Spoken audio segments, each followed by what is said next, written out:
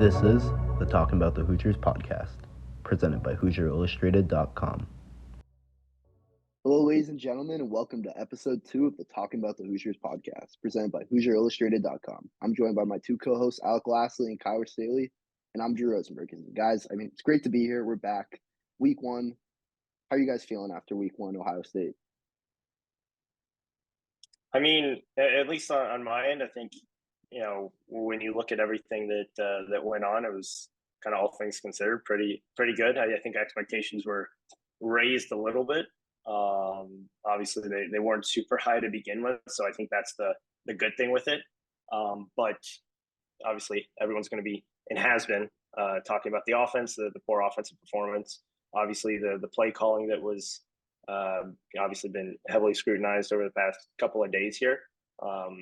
But I think all things considered, pretty good. Have to feel good if you're an Indiana fan about where they stand right now. Obviously, the defense, which we'll talk about more, was pretty phenomenal for the most part of that game. So I think all things considered, got to feel very good right now going into week 2. Yeah, one, it's good to have football back. Getting into that fall weather, which I absolutely love and everything. But yeah, Alec nailed a lot of it. The defense, kind of blew expectations out of the water a little bit. Wasn't expecting them to be as good as what they were, especially in that secondary. I thought those guys rose up to the challenge against that awesome Ohio State wide receiver unit. Ohio State did have, some struggles at quarterback, as did Indiana. Obviously, it came down. Indiana was just gassed, especially on the defensive end, and it comes down to a talent matchup at that point, which Ohio State's always going to have the better talent at that point in time. So I don't know. There's a lot to look forward to with that Indiana team as a whole. As long as that offense can kind of get going a little bit, going into this week. Hopefully they open it up a little bit, but that defense is going to keep them in a lot of games this year. I truly believe that. Yeah, I think that's the perfect place to start. I think starting with the good of the game, the defense is the first thing. You guys mentioned it. The run defense is another thing that didn't really talk about too much, but historically, Indiana has struggled to stop Ohio State's running attack, and they did a great job. It was led by Aaron Casey, Andre Carter, Jacob Magum-Farrar. Those guys did a great job stuffing the point of the attack and getting up there and stopping the run against Ohio State. It really made it hard for Ohio State and Kyle McCord, really, because there wasn't much of a running attack for them to lean on and kill us in the play action, which Ohio State has done year after year in the past. Yeah, the biggest thing is 100% that defensive line, right? Obviously, Andre Carter, I think, obviously had a lot of expectations coming into the season. We heard it basically right when he stepped on foot or on campus back in the spring, just how powerful, quick, athletic he was, and Paul Randolph, the defensive line coach, talked about it in fall camp. Just the athleticism that the defensive line had coming into this year was just greatly improved. Not only from 1 through 4, but the entire room from years past. And I think you saw that, right? Even the rotational guys that came in to give some of those starters a few breaks there with a couple different snaps. You really didn't lose a whole lot from that entire group. And I think that showed with that secondary, right? You were getting pressure on the quarterback. Kyle McCord had to roll out of the pocket a couple more times than I think a lot of people were expecting. And then in the run game, they limited the damage, which is what you have to do. Neither of those talented Ohio State running backs really did a whole lot of damage. Obviously, they still got kind of what they needed to. Obviously, Maya Williams still had the 2 touchdowns, but they really didn't break one outside of I think it was a 15 or 20-yard run by Trevion Henderson at a decent point in the game. But outside of that, they really limited the damage, didn't give up those explosive plays that I think a lot of people had expected, and then obviously forced a turnover there, the only takeaway of the game from the Indiana defense. So I think all in all, the defensive line really showed what they can do. And if they play like that, going up against an offensive line, obviously that's probably not going to be as talented as Ohio State's here for, I would say the majority of the season, outside of a couple of the Big Ten teams in Michigan and probably Penn State. You will be able to cause a lot of turnovers, be able to limit a lot of points. And the biggest thing for this team is to win the field position battle. And you can do that with this sort of defense, which is what they have not been able to do in the past 2 seasons. Yeah, I mean, I feel like they kind of got back kind of to the old defensive ways that you saw like Indiana, in years past, especially like the early Tom Allen years and stuff. I think him being a more balanced head coach now and not being too worried about, calling the defense, calling the offense, that kind of thing. I think that really helps out a lot. And I was really, really impressed with how disciplined that front seven on the defensive side of the ball. I mean, especially the D line. I mean, especially on the run game. They made some big plays, got some big stops, big third down stops and everything. I thought they were pretty solid in the red zone as well. They held Ohio State to what of I think 3 field goals, something like that, or whatever. A couple of drives that resulted in field goals, but really, really impressed by them. And Andre Carter, I mean, I said going in to the game, I thought Andre Carter was going to have a really big debut, and that's exactly what he did.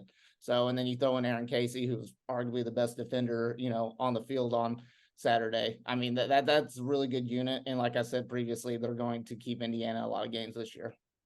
Yeah, Kyle, we talked about one other thing that I wanted to touch on that I don't think a lot of people have really talked about is Ohio State was just 2 of 12 on third downs. So when you're able to be able to obviously stop any sort of momentum from growing and limit any sort of damage that way, which they did, right after that first score, throughout the majority of that first half. Obviously, in the second half, things started to kind of get a little bit away from them, just strictly due to the fact that the offense could not move the ball whatsoever.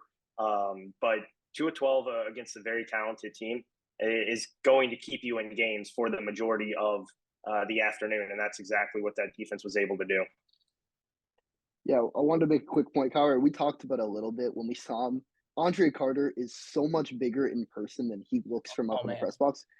He's a monster. Massive. Yeah. Monster. I mean, honestly, going into when we did the post game, the pressers and stuff, going in and seeing everybody there, trying to recognize who's everyone's face is and everything. Yeah, at first, I thought Andre Carter, he looked like an offensive lineman. And then you look at him and you stand right next to him. He's a beast. He is a monster. I mean, what a phenomenal pickup by Tom Allen and the Hoosiers. It really clicked, in my opinion. I mean, he's just a beast and he's just a stud. He's really good at what he does. And with his size, he's so agile too, it's hard to be that big and that agile, but he does it so well, and he's able to maneuver around the line so well, which is what makes him so effective.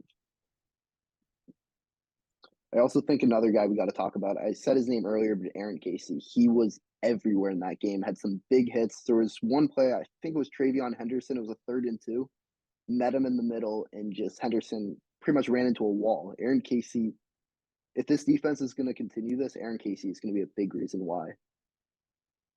Yeah, I mean, he kind of started right where he left off last year. Right? I mean, 11 tackles. I think the quickness really improved, his athleticism from a couple of years ago coming into this year. And Matt already talked about it coming into this season. His ability to get from sideline to sideline has vastly improved, and I think you saw that. I mean, he basically from the kick was everywhere, and he limited a lot of the damage to those kind of short runs where it left Ohio State and 2nd and longs and then 3rd and longs, and really limited the damage on the first 2 downs, which obviously translated into 2 of 12 on 3rd downs, because it was a lot of 3rd and 7s, 3rd and 8s, 3rd and 6s, as opposed to 1 or 2 yards, which in years past is what Ohio State, if they did get to 3rd down, was typically looking at. So I mean, I think the linebacking core has always been phenomenal for Tom Allen. When you add in the pass rush and the depth that they have, not only at the defensive line position, but the entire linebacking core and at the bull position as well. I mean, I think you're looking at probably one of the most talented front sevens that Tom Allen has had, definitely in the past 3-4 years. But I think you put that up there with one of the most talented and deepest front sevens that he's had since he's been at Indiana, and it's obviously all led by Aaron Casey. Yeah, and the other big thing I think was a big factor was field position. Even though the offense struggled, Indiana wasn't giving Ohio State field position where they were starting at the 50-yard line and they weren't working with short fields a ton. James Evans was unbelievable, and he was one of, if not the best player for Indiana on Saturday, in my opinion. Yeah, I mean, he pushed. He like you mentioned, he gave Ohio State bad field position, and that's what Indiana needed. That's the kind of the breaks that they needed right there. I mean, I don't know what his average was. Drew, I don't know if you know what the average yards he 54. 54. I mean, that's incredible. I mean, didn't he won? Did he win like special team player of the week for that some kind of The Rays outlet or a something He like was, that? yeah, the Rays a for the top punter in the country for the week. Yeah, I mean, just phenomenal and stuff. And he was really kind of the surprising part of this Indiana football team. I don't think anybody going into that game was realizing how great, of a punting job he was going to do. But he really stepped up when Indiana needed, especially because the offense wasn't really clicking. Obviously, was pretty lackluster. I mean, he stepped up and he really gave that defensive unit a break, in my opinion. Yeah, and I mean he was the reason why the defense was able to kind of hold on for as long as they did, right? Because just like you said, he flipped the field on numerous occasions, and when you're able to have 55 yards a punt, I think his longest there was 60. So when you're able to flip the field that much and make an Ohio State offense, which again in game one with the quarterback who is not proven, and I think now still has a lot of questions about what they're going to do at quarterback moving forward. But if you're able to do that and make them really drive the field, you're going to run into some issues as the opposing offense. And so, for him to be able to really rise to the occasion there and meet kind of all those expectations and exceed them from what they needed him to do. I mean, you look back two years ago when he first got to Indiana. I mean, there were a lot of questions about what he was actually going to be able to do. He's gotten a lot of work over his career, strictly due to the fact that the offense has been unable to move the ball whatsoever in his couple seasons here in Bloomington. So he's been able to get the work in, and obviously, it's proven that he can be one of the top punters in the country. Yeah, I think it was big, and it leads us right into it. The offense, the bad, the ugly. It was hard to watch. 153 total yards, 2.8 yards per play, 5 for 15 on third down. It was a rough going for the offense. Two quarterbacks both played out. What were your thoughts kind of from the game? Yeah, I mean, we heard it from Walt Bell, on Monday, a couple days after the game they were removed, and his biggest thing was he played pitter patter too long and a little bit too conservative with the play calls. Obviously, redshirt freshmen, both Brandon Sorsby and Taven Jackson, you don't want to put a lot on their plate, especially when you didn't have great field position to start a lot of those drives, and you didn't want to fall into the fact of you throw a pick six or you have a fumble inside your own 20 and give Ohio State obviously great field position to go down and score right away. So you didn't want to take the crowd out of it by giving up an early touchdown there due to your offense. So you wanted to get them in the game a little bit, but the fact that the first half you had 22 to 5 in favor of runs versus passes, that right there is a little bit too lopsided when you look at what they did to come out in the second half, right? I mean, obviously it kept them in the game for the most part for the first 30 minutes, but after that, I mean, they did not throw two passes in a row consecutively on the same possession until the end of the third quarter going into the fourth. So when you're not throwing the ball, obviously it's very one-dimensional, and you saw what Ohio State was able to do, which was limit any sort of running ability, which I was very disappointed in. You brought two very versatile and athletic wide receivers in E.J. Williams and DeKeys Carter from the transfer portal.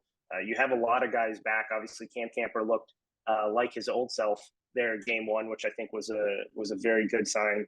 And then Donovan McCulley have a lot of bodies that you can throw out there and be big time playmakers. And they talked all summer about how they needed to be more explosive in the passing game, more explosive in the running game, and you didn't see really any of that. They relied way too heavily on any sort of triple option or even just a quarterback option there, which obviously translated in very few yardage. I think it was almost a 2 yard per carry average there. I think 71 yards total for Indiana on the ground. So they need to find ways to get these guys the ball if you're not going to take deep throws down the field. There's a lot of ways to do that. right? And I think you slowly started to see that in the early fourth quarter there on their 14-play drive that obviously resulted in no points there. But you started to see Brendan Sorsby get into a little bit of a rhythm. And all you need to do is get these guys the ball right around the line of scrimmage and let them do what they're best at. And that's create in open space and use that speed, use that athleticism. So, I think very underwhelmed with where things are at with that offense. And, at some point, I know you don't want to do a game one for these guys, but the training wheels needed to come off a lot sooner and realize that, hey, we actually do have a shot to win this game if we can get our playmakers the ball, and they just were not able to do that, and it was definitely frustrating to watch. Conservative was the word of the week, I feel like, when it comes to this Indiana football program. But to me, it almost felt like they were playing the game to stay with Ohio State rather than try to win the game. My question is why? I mean, I get you want to keep the crowd in it and all that stuff, but why not take those deep shots and everything? Walt Bell, before he got to Indiana, from what I hear and what I remember seeing from him, he was big on getting the ball to his playmakers. Indiana's got a great unit of playmakers around the quarterback position, as you touched on it, Alec. But they got to figure out ways. They got to get creative. I don't know if they don't trust the quarterbacks to make those plays right now. I can totally see that. But to me, on the offensive end, it just felt like a lot of nerves. I don't know. I mean, going out of the quarterback position, they just didn't really know what to do. Just too much running and everything, especially on third downs. Those are the ones that were just so frustrating to watch and everything. And you felt like if Indiana just had an above average showing on the offensive side of the ball, they may have made this a one-score game. You just never know with how Ohio State struggled in that game, and especially how good the Indiana defense was playing. But I don't know. It's just really weird right now. I'm hoping going into the Indiana State game, playing a much lesser opponent, I'm hoping that they open up the playbook just a little bit and try some things and get creative, because, I mean, it's going to be a real boring season if they're just going to be conservative as what they showed against Ohio State. Yeah, I think two things from that game really stood out to me. One, after the game, Jim Knowles, Ohio State defensive coordinator, said they only practice triple option defense 5 plays maybe. He said if that, the quote, like the video of him saying it makes it look even worse than the actual quote, but they were not ready to face a triple option, and it didn't matter.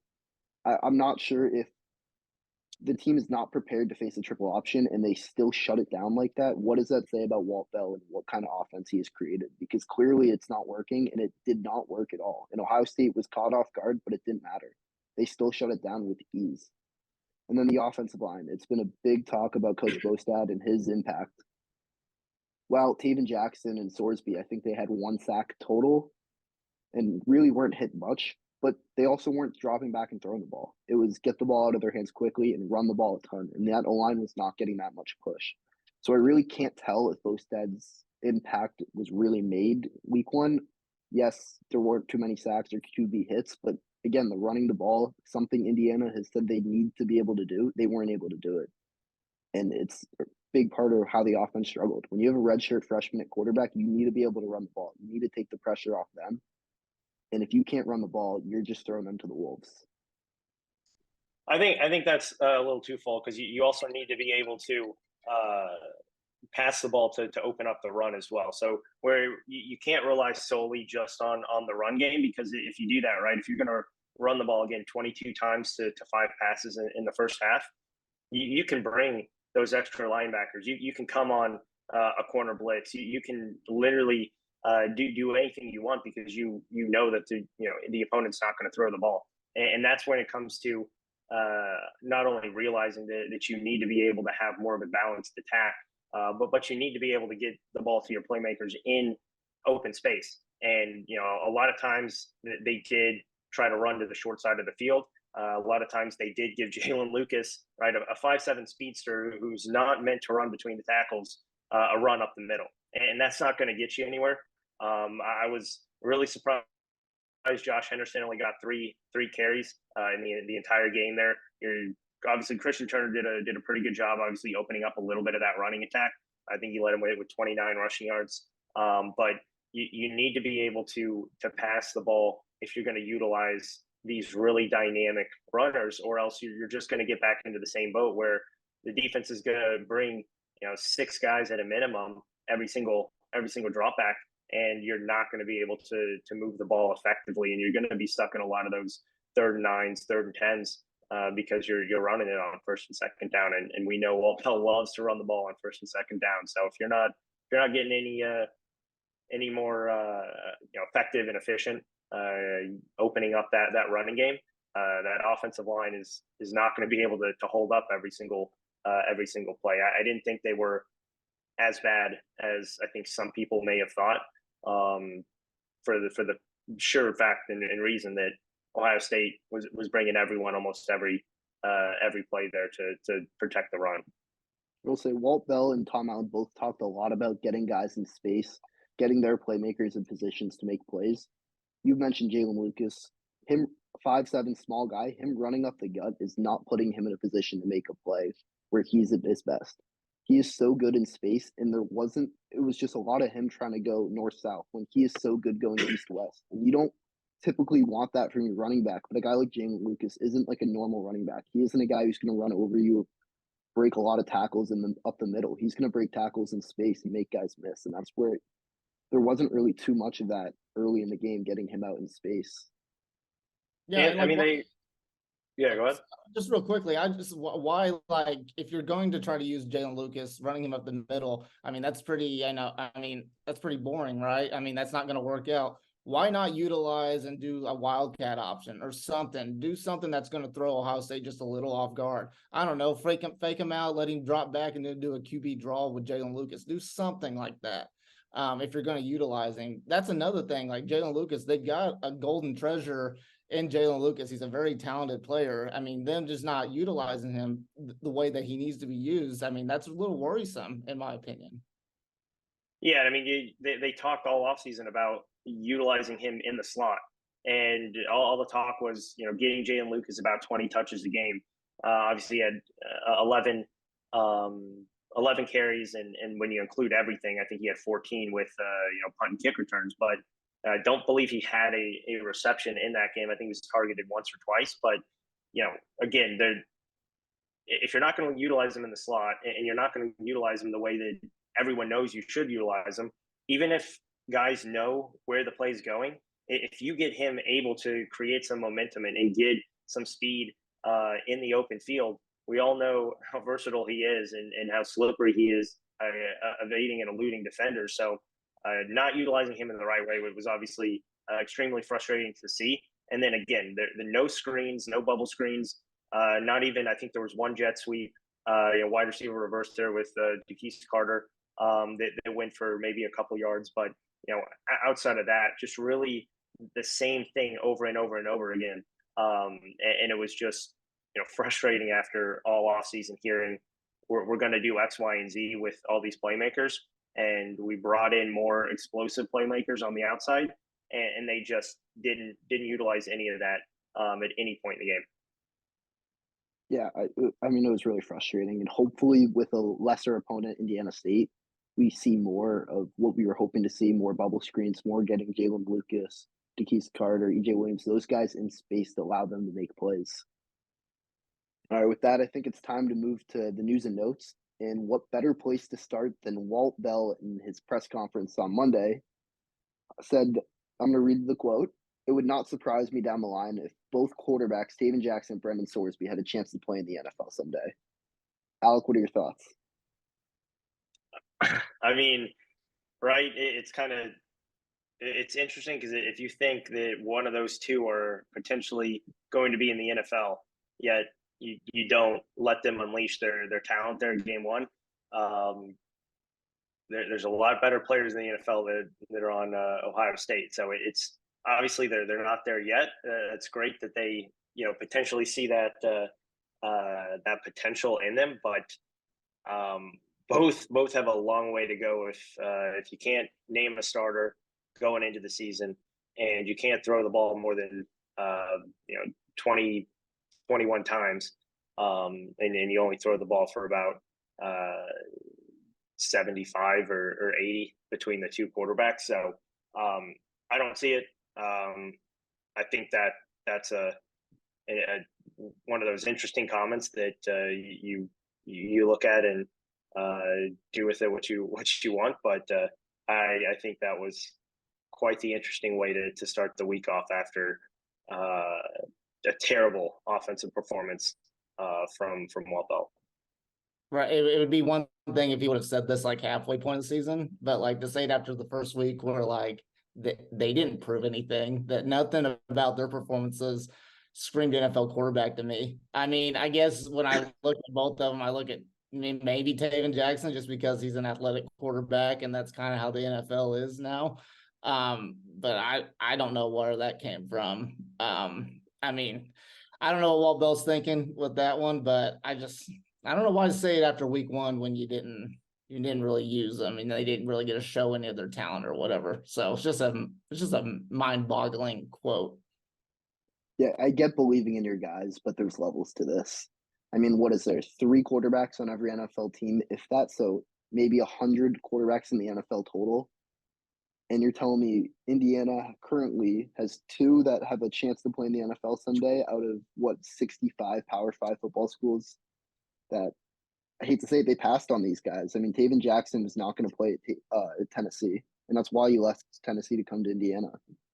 And maybe he could someday, but based on what we've seen, I don't know how you can say that unless there's something in practice that Walt Bell has seen that's shown maybe these guys are going to be unbelievable. But right now, I just don't know how you can possibly say that. But if that's the case, why aren't you showing that? Why aren't you trying to let them have that on the football field, in a game setting? I don't know. It's just kind of a weird thing to say when you just come off of a quarterback performance like those 2 had. It's a stupid thing to say. It's not a weird thing. It's a stupid thing, right? Because I mean, you just everyone's looking at you to put together, some sort of offensive, scheme and system that's going to look better than what was before. A lot of people talked last year, right? They didn't have the quarterback for it, or they didn't have the playmakers, and now, according to you have both, and you're not able to do that. Obviously, it's just game one.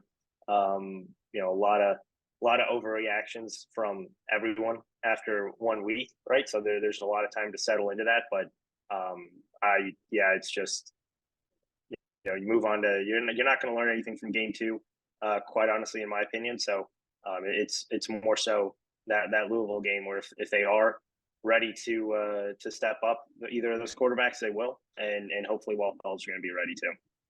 Yeah, and with that, I mean, I think we should start talking about Indiana State a little bit because it was announced that Taven Jackson will be starting week 2, but Brennan Sorsby will play as well, Tom Allen said. So both quarterbacks going to play week 1 and week 2.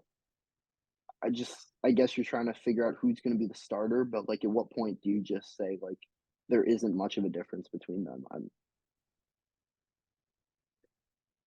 Yeah, I mean, it's going to be, again, I don't think you're going to see anything different, right? I mean, I've heard people say, oh, hey, the offense isn't going to open the playbook because they don't want to do that and show Louisville what they're going to do. So I think you're going to see a little bit more of that dynamic passing attack that you're supposed to have. I think you're going to see the playmakers get the ball a lot more. But again, I think it's going to be kind of wishy-washy because you're going against an FCS school. Any team that comes in after playing Ohio State, right, it's going to look a lot different. But especially when you go down that major talent level to an FCS program, Indiana's probably going to score a lot of points in this one. I think it's going to be a little bit less though than what people are expecting, because I think you're still going to see them utilize a lot of quicker plays. So you're probably going to see decently longer drives for Indiana, just because I don't envision them airing it out and throwing the deep ball too much. But I do think you'll see some progression in that playbook and start to get those wide receivers, get Jay and Lucas out in space a little bit more, and let them kind of do with it what they can. I think the Indiana fans, I'm just speaking out loud here, I think they're getting kind of tired of the quarterback situation and the quarterback talk and everything. They want to know who the starting quarterback is going to be long term. Who's the guy that they're going to rally around for the rest of the season, as long as he's playing decently. Going into the game, Ohio State game, pretty shocking, I think, for the majority of people when they announced it was Brendan Sorsby. But after Tom Allen explained the situation, what they were going to do, the plan was to play them the first 2 weeks, swap them in starting roles, and then decide. I think that was a good strategy on paper, because you're not going to know or be able to tell a whole lot between the Ohio State game, because you expected to lose that game. You expected it to be kind of a beatdown. And then versus the Indiana State game, where you expect both quarterbacks to just play phenomenal because it's a lesser opponent.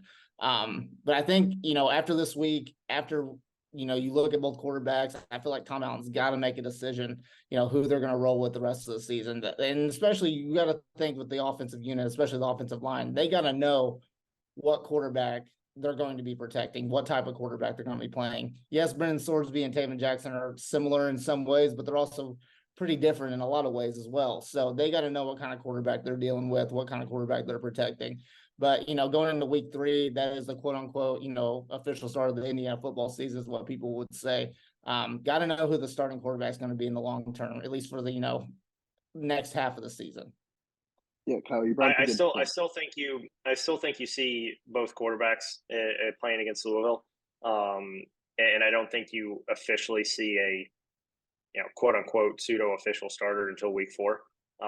Because I just don't think you're going to see enough from the opposition to really say, okay, this guy, if there's been no clear separation up to this point, they're probably not going to. Yeah, maybe they will, right? If someone just plays that bad against Indiana State, then you'll see that. But I don't think that's going to be the case. So I think you still see a very similar snap count to what happened against Ohio State against Louisville. But at that point, right, you're probably going to see someone slowly separate themselves, hopefully, because if not, then you have a major, a terrible situation on your hands, because you can't play 2 quarterbacks going into definitely not week 4. You can have a little bit longer of a leash there because you did have Ohio State and Indiana State back to back.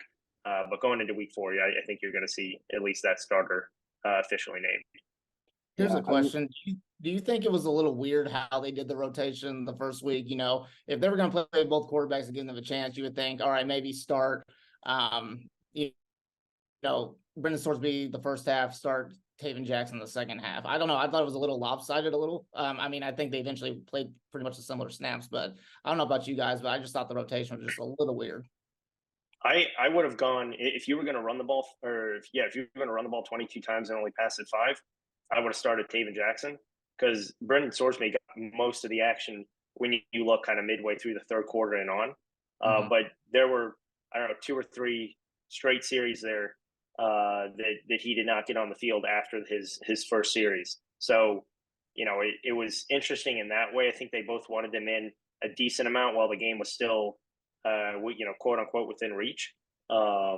But yeah, I think the rotation overall was still a little weird, because if you were going to run the ball and you knew you were going to run the ball that heavy in the first half, I would have gone with Taven Jackson, because he does have a little bit more of that athleticism on the ground.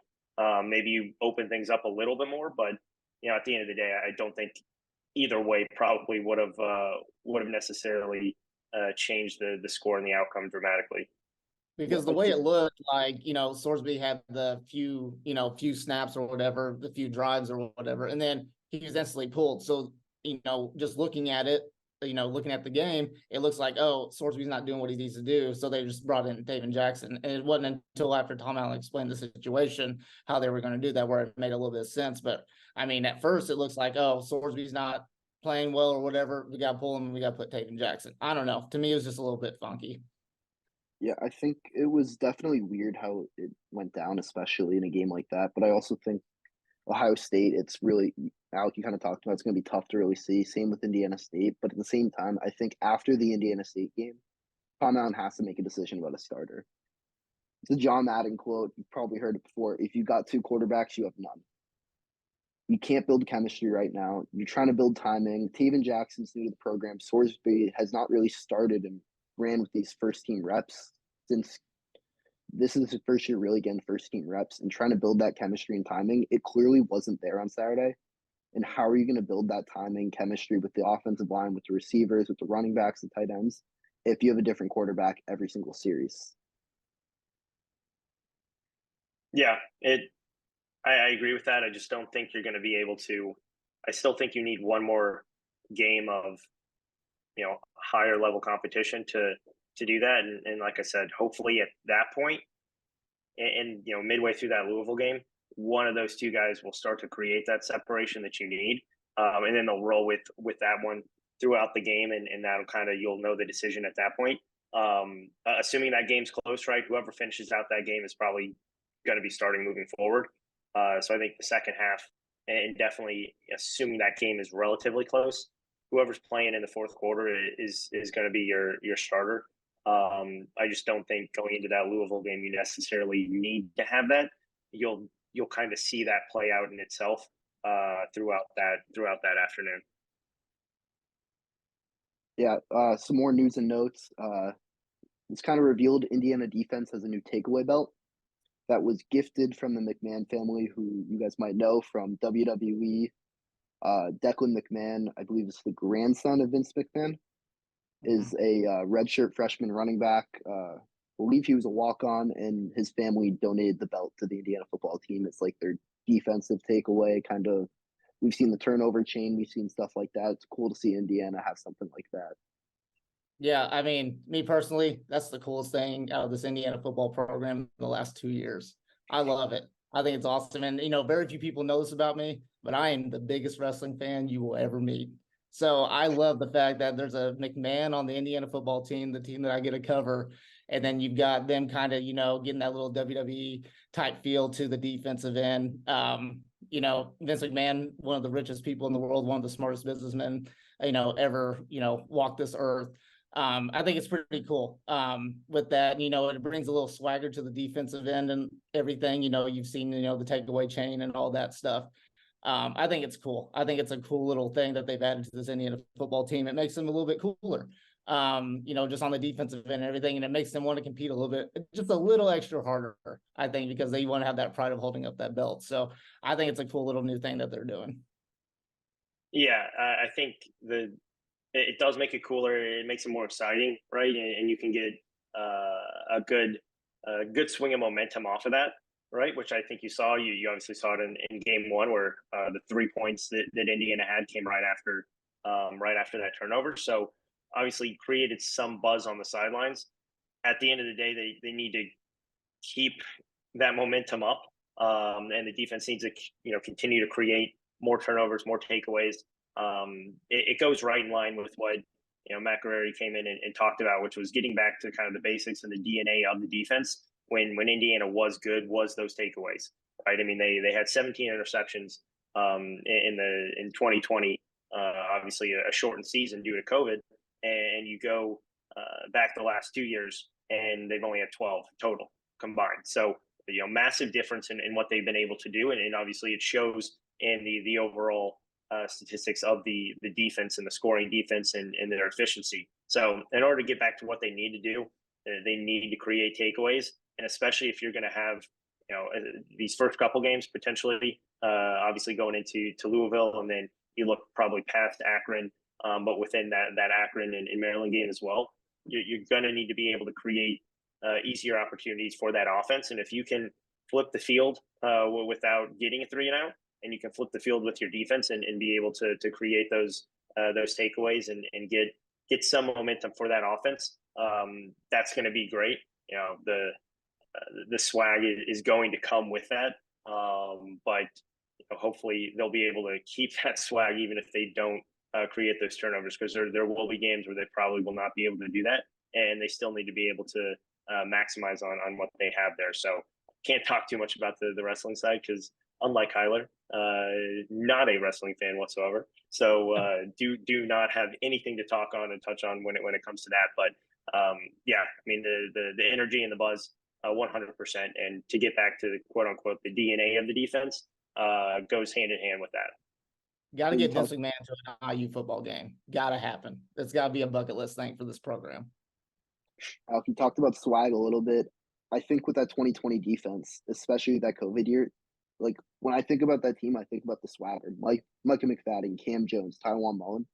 Those guys were dogs, and they had that swagger. Tywone Mullen was a playmaker on the back end of that defense, getting interceptions. And they talked. That defense would talk. They were loud. They were flamboyant. I mean, they were really getting after it, and they had that kind of that edge, that swagger.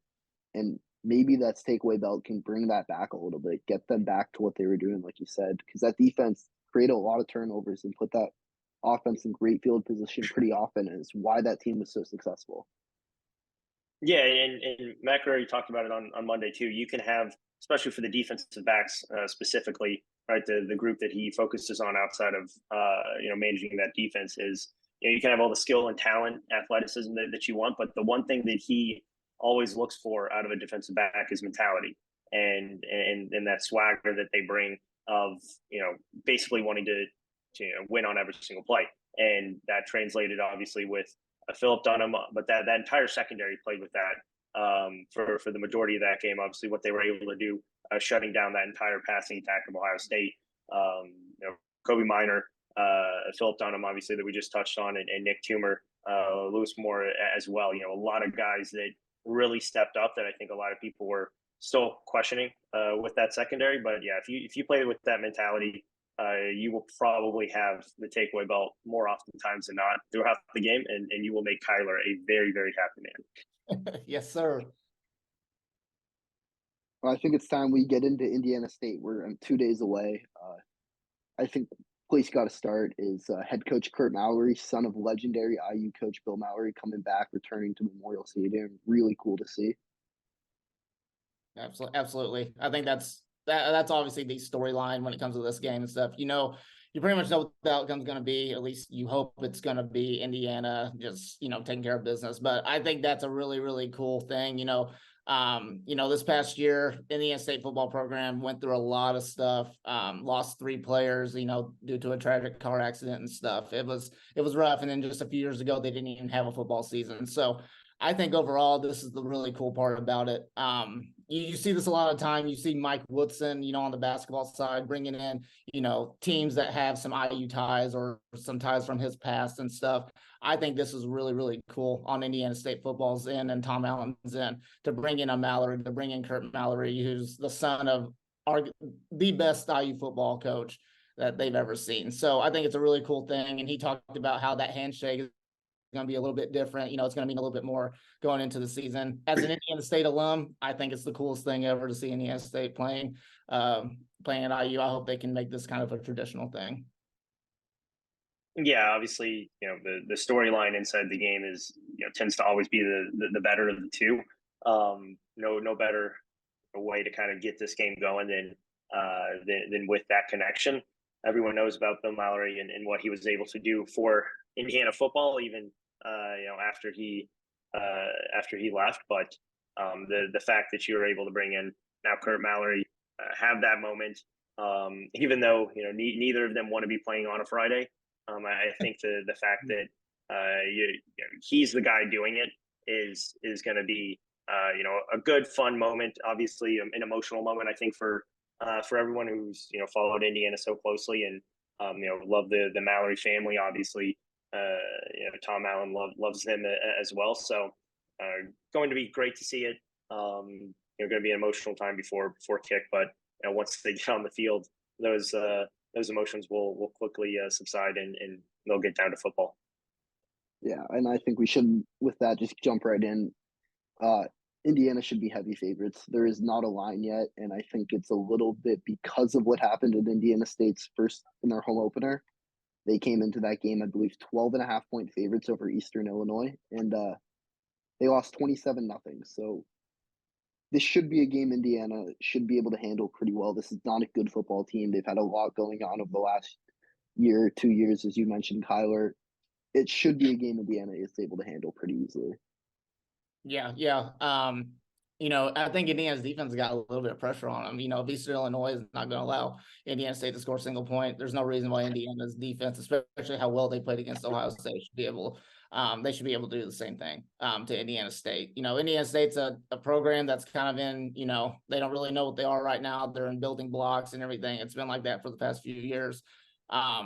Indiana Hoosiers, they just got to come in and they got to take care of business, and you hope that they're going to work on a little bit of things. Me personally, I hope that you see the offensive playbook open up a little bit more. I want to see their playmakers, get involved. I want to see Cam Camper. I want to see Jalen Lucas. I want to see those guys, make plays, and I want to see the quarterbacks, come in with a lot of confidence. And I want this to just be an easier game for Indiana. If they show any signs of struggle in this game, we've got some serious problems heading into Louisville.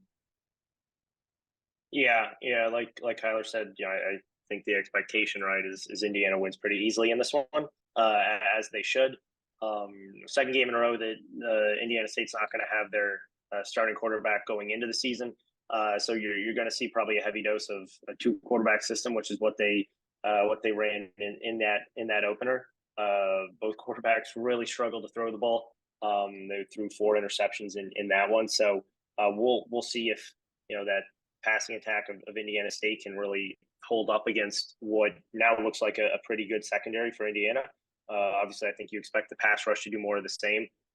For Indiana, it's just about not playing around too much in this game and showing that with their performance, at least on the defensive side of things, was not a fluke in week 1. It wasn't because Ohio State was going through a new offensive play caller and a new starting quarterback. It was because of them. So, I think you're going to see even more of an edge from that defense. A lot of them did talk about, they thought they could have held Ohio State to, way less than what they did, not only yardage wise, but also points wise. So, I think they have a little bit of an edge and a swagger coming into this one. Again, I hope the offense opens up a little bit.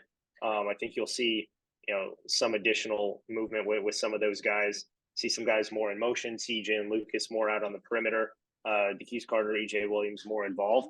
At the end of the day, though, I still don't think you're going to learn a whole lot from this game, other than, hopefully Indiana can put some points on the board and kind of lessen the blow from this entire week and last weekend with the poor offensive performance.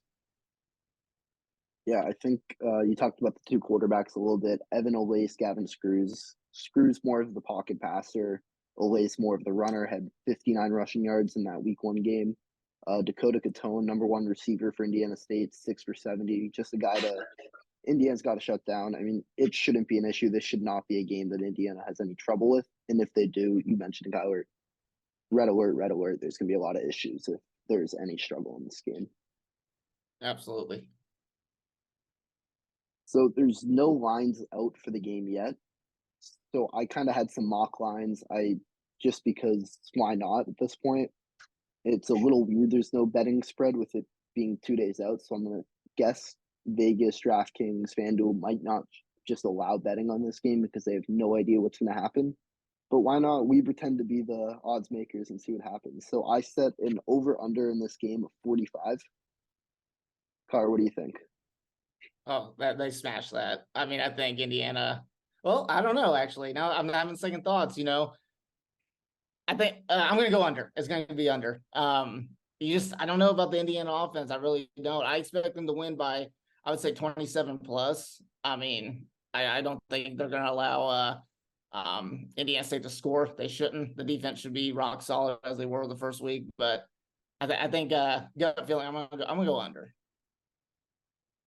Yeah, I'm going under as well. I don't think Indiana's going to score enough points to get there. I do think Indiana State will score, but I think you're going to probably see 3 touchdown, anywhere from 21-24 point spread there, and Indiana wins comfortably. But I don't think Indiana's going to score enough. Hopefully, I'm wrong, but that's what I think the holdup's going to be on that one. Yeah, I agree with you guys. I think the under. I don't think Indiana State. I'm a little spoiler ahead. My bold prediction. I don't think Indiana State's going to score a point, but I don't think Indiana scores 45 on their own. Just the way the offense is run, the way they want to run the ball. I think Indiana will probably be in that 30 to 35 range, and that just won't be enough to hit that over. For the mock spread, I put the line at 28. Figured a big win for Indiana, but how big, Kyler? What do you think? Yeah, I mentioned it just a little bit earlier. I think they hit that. I think you could, the questions aside, it's going to come down to talent level. the playmakers are going to make plays if you get them to, and the wide receivers are going to make plays compared to Indiana State's defensive unit and stuff. I see them winning 28 plus. I could see them winning 35-0 or something like that. Yeah, I'm gonna go. The Indiana State there with the points. I don't think they're gonna get to. Indiana's gonna get to 28. Like I said, I think it's gonna be 21-24, right around there. Probably a late touchdown does it for Indiana State, and kind of back and covers that.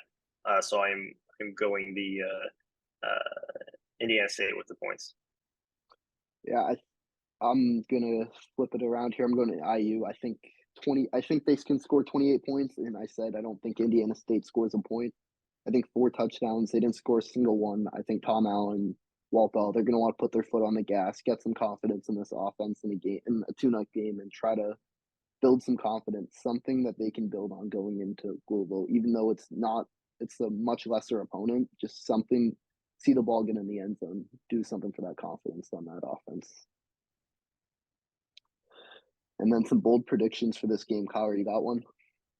Yep, I'm going to go Taven Jackson solidifies himself as the starting quarterback moving forward.